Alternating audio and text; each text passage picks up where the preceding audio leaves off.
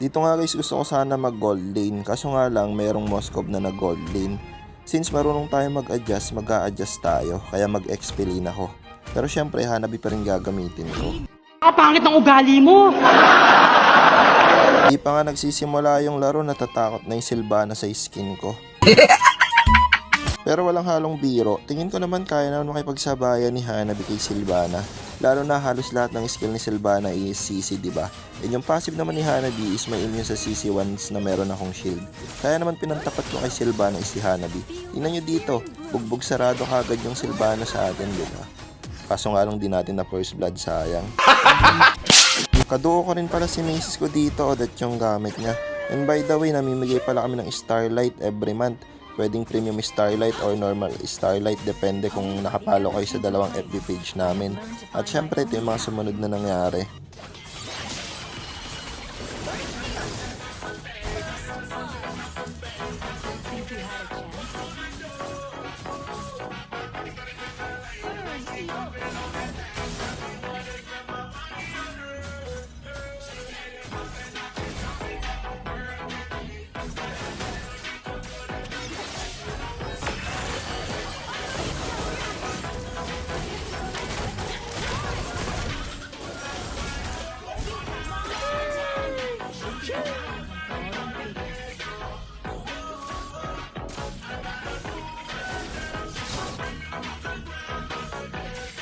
Stay true to yourself and fight to control the monster within.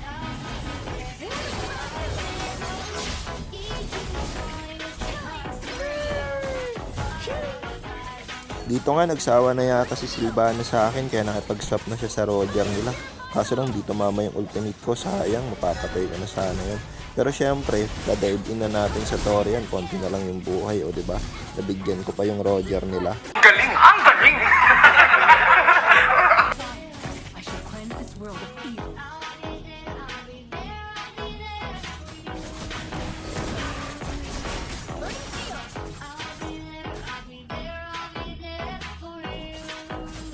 Honed by the ever-changing flames, I have learned to find my own path.